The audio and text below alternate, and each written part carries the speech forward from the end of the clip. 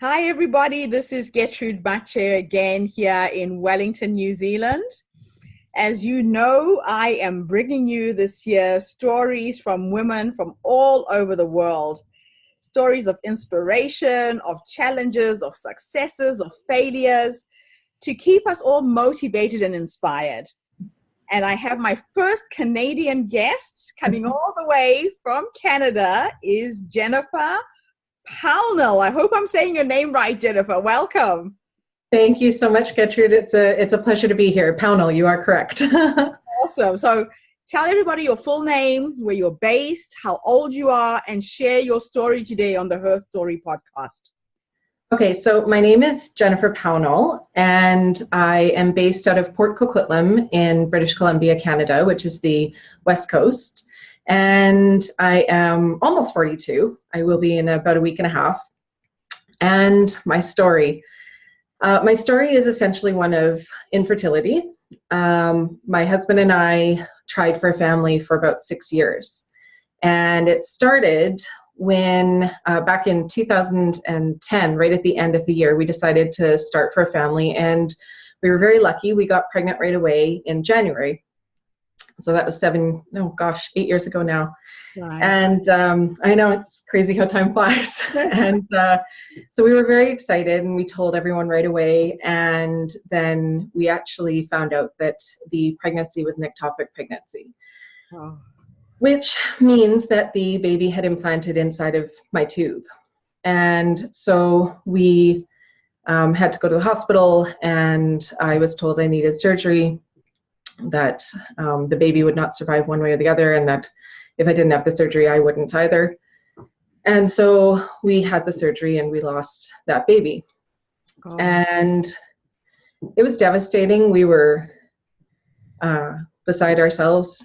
And even now when we think back, I mean, it was so many years ago, but even now it still stays with you when you go through that type of a loss, when you have such expectation. Yeah.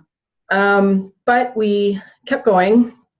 And our relationship got stronger. We were very lucky. I know a lot of relationships don't with that, but we kept going, and we ended up actually pregnant just a few months later.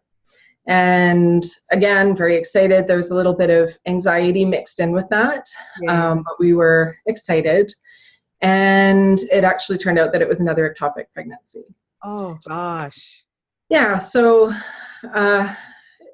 we were just beside ourselves with grief, but they actually decided to remove my right fallopian tube because both of the pregnancies had been on the right side. And so they told us that if we were to get pregnant again, it should be fine because it should be clear. So we lost that second baby, and I also lost my right fallopian tube, which essentially cut my fertility in half. And then we continued on, and we got pregnant again just a few months later. So we were actually pregnant 3 times in 8 months. Oh, wow. Yeah. And so fertility at that time wasn't an issue for us, but the pregnancy placement where the babies was an issue. And that third one was also an ectopic, and that was on the left side. So we lost that baby as well. And so we just didn't know what to do. It was just so devastating. And we did keep moving forward, but we were not able after that to have another successful, to get pregnant again on our own. And so we ended up going forward with infertility treatments. Okay. And so for us, initially what that meant, because finances were definitely a consideration, was we started with the intrauterine insemination. Okay. And so it's a cheaper procedure. It's still not inexpensive, but it is a little bit less expensive than IVF. And we went forward with several rounds of that. And because I had halved fertility, because I didn't have a right fallopian tube anymore, they actually had to shut down at one point one of the rounds, because there was no point in continuing, because I was only ovulating on the right side, and there was no way to have a baby move from one tube to the other. So anyhow, we ended up with several rounds of that. Like I say, at least one was shut down partway through, and we were never successful with that. Okay. But we'd actually lost Evan's father between the first and the second ectopic. It had been in 2011 was a terrible year for us. Oh, man. And we were, I mean, I guess it's so hard at the time to see the silver lining in something as devastating as that, but it turned out we were actually lucky because he had left us a small amount of money, and it was just enough to cover the IVF, which was the next step for us. Okay.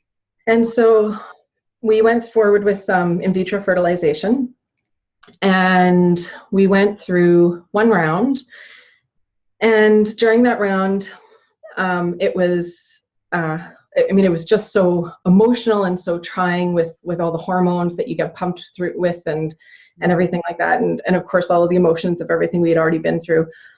But we ended up going forward with it. And right at the end of the round, there was we made a mix up with our medication, and I called the doctor desperate.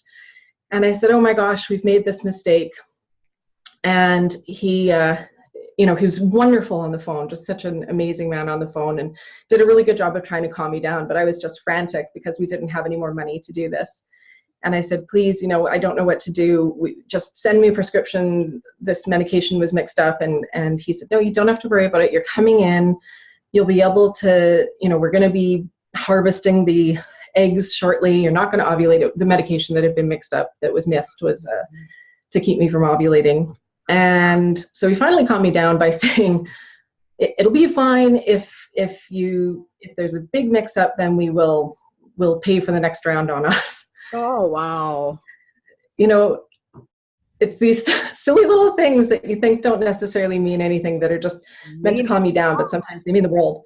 Because I went in the next day and I had started ovulating. Oh, wow. Which meant we lost. I'm going to stop you there for a minute. Yeah, sure. What a roller coaster. It really was, yeah. I've personally had one miscarriage myself, and I remember at the time feeling such sadness and grief. Yeah. Being pregnant for about 6, going on 7, 8 weeks. And even now, this is like 20, oh gosh, that is about 28 years ago. I still imagine what that little person would have been like. You still feel a sense of loss, and you had to go through this so many times. Yeah. What keeps you positive? What I'm trying to do with this podcast series, is for you to talk to another woman who's going through the same experience. What kept you going? What kept you positive? To be perfectly honest, for a long time, there was a real lack of positivity. And first of all, I'm so sorry that you had to go through that. That's one of the reasons I wanted to do this, is because I think that for me, when I was going through it, there was such a lack of understanding, and we're a lot more fortunate now. There's a lot more groups online and everything that we can access. And I definitely would have accessed those groups at the time when I was going through it. Yeah. I did find that talking helped. Okay. And sometimes, those really close friends that you have and certainly my husband, I'm really lucky in that I have a very dedicated, stable partner. And I know not everyone has that, but I know that I personally am lucky with that. But even without my husband, I did reach out to people. And sometimes when I say talking, sometimes it was just sitting there and bawling in their laps. Oh, man. Or saying, I just don't know. Sometimes it was rambling about how I wanted to change the world and how it wasn't fair that people went through this and didn't talk about it, and that I wanted to change that. So even back then, from day one, I had this sense of how this somehow taboo topic, it just doesn't get spoken about, and so many women go through it. I don't know anyone who either hasn't gone through a pregnancy loss or infertility, or who hasn't at least known someone really close to them who's gone through it. Yeah. Wow. And so it was incredibly difficult to stay positive at the time, but we just kept looking to the future. I think my husband and I, that was the big thing. And we kept reaching out, we kept refusing to be silent, and we kept on sharing our voices, whether it was with ourselves or whether it was with our friends or our family. And we maybe weren't super apologetic about you know, what we were going through, which sounds a little terrible, but we were really lucky that we had people who understood that, and who, you know, some of the friendships even we moved away from because it was just so hard, but then you come back to them, right? Those people who are important, those people who understand you and who really get you, they're going to be there. They're going to stay there with you, and they're going to understand, even if you have to take that step back because it's so overwhelming and you don't even understand what you need. And of course, the people around you who aren't going through it, they don't understand what you need either. That's so true. What happened next? Oh gosh. Yeah. So I will say that, so we went through this IVF, and like I say, I was panicked on the phone with the doctor, and he said, we'll pay for the next round if there's a mistake. And I went in the next day, and the mistake had happened. I had started ovulating. So we ended up only with 2 viable embryos, which we were able to implant right away. Given my age, we went forward with both of them at the same time. And they did not take. So, I mean, my husband and I, some people might consider us sentimental, some people might understand. We consider that those were 2 more babies that we lost. Yeah, they are. Yeah. And so then, because the doctor was an incredibly honorable man, I'm still, to this day, I can't express the gratitude that I have for this person and what they represented in understanding the journey we were on. They actually did honor what they said, and that organization went forward and paid for the entire next round of IVF. Oh my God. And so because of that, we had to pay for some of the medications, but because of that, we got 4 viable embryos. We went forward with 2 in that next round, and again, they did not take. So again, we lost 2 more, but we put the 2 on ice, which is what you do. You freeze what, you know, you're not able to implant right away. And we took a break.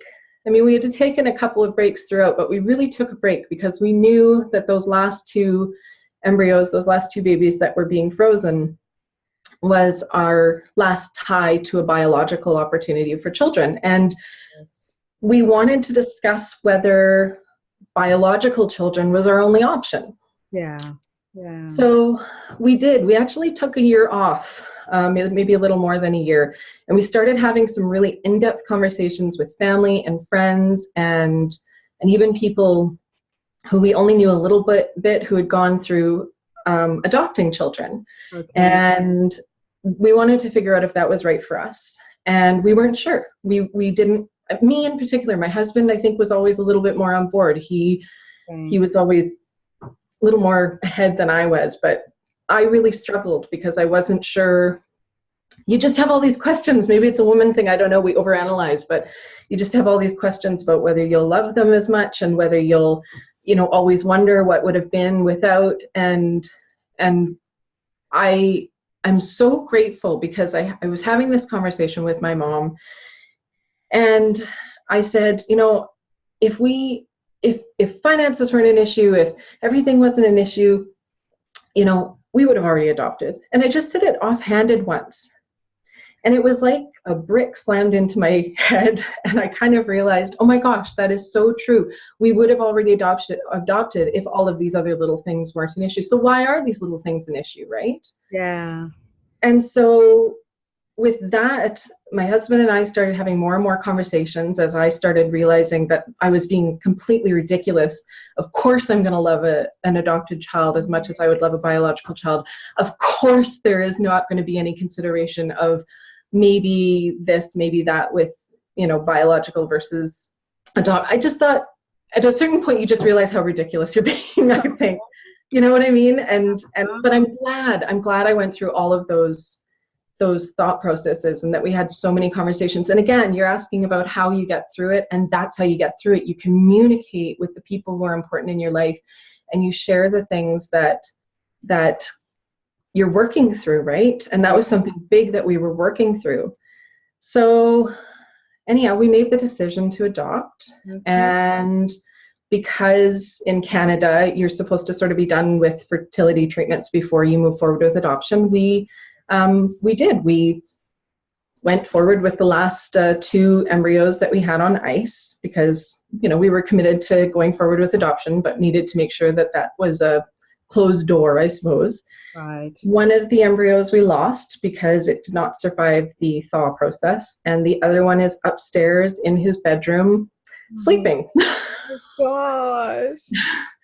So after all of that, we ended up with a son, and we ended up pregnant. And you know, it's so funny how things work out when you just Least expected.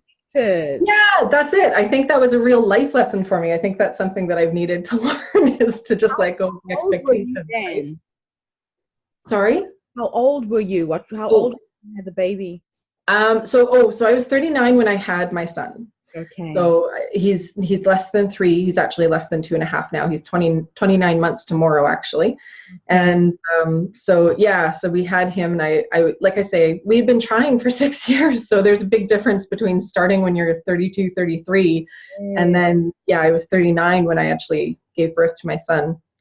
And yeah, it was, yeah. And we were just so excited. I mean, it's been such a interesting, crazy, emotional, fun, insane journey. And the thing is, we often look back though, right? And we often think about everything that we've been through with the infertility. We often think about, like, we wouldn't have our son if we hadn't been through every single one of those things. Yes. And we do know that we're going to adopt. This is something that we came to that we probably wouldn't have come to. Like, there are children out there right now who are going to be our sons or our daughters. We know this. And life changes, and I guess I can't guarantee things 100%, but when we have conversations about this year, maybe next year, we will be adopting. And that is this beautiful, glorious new door opened that we wouldn't have had if we hadn't gone through the things that we've gone through. And when you're going through them, it's so difficult to see clearly. Yeah, what the reason is for why things are happening. But there's a reason for everything. There really is. There really is. Oh, so from everything you have learned from this challenging experience, if you were to talk to your younger self, yes, at the most difficult time when you were about to give up, what would you have told yourself? What did you learn? Can you tell me 3 things? Yeah, one of the things has actually become, so one of the things is to find community. I think finding the community, whether it's your family or your friends, or reaching out beyond that into forums, whatever support you need, whether it's maybe it's just tuning into yourself and taking that time. And I mean, we can be our own communities. That is so important. And I certainly, as I'm a writer, and so I've certainly found tapping into my community as a writer has been really key to where I've sort of gone in the last couple of years. Mm-hmm. And it was, even though I couldn't find it as much when we were going through the infertility stuff, it is something that I think would be so important now. And I would absolutely do what I did then, which is search for it, even though I had trouble finding it at the time. There's so many more resources now. So I would definitely search for that community. Sorry? And what else? I would also say, so two things that tie in together. Number one, I really gave up a lot of myself. I lost a lot of my passion when I was going through that infertility stuff. I didn't realize it at the time, but I've realized it coming out the other side. And because of everything we'd gone through, there was a lot of anxiety even once I had my son. And so it was right around that year mark when he turned a year, and I started to sort of have a little more breath around, because you worry, right? You go into their room and you check and you make sure they're breathing. And it was right around that year mark that I kind of took a breath, and I realized how much I had lost of myself over that 6-7 years. Yeah. And the biggest part of that was me being a writer. So with me in the last couple of years, the last like year and a half, really, I've retuned into that. I've started taking classes. I've I've become a reviewer for one of my local bookstores, Western Sky. I've done, what else have I done?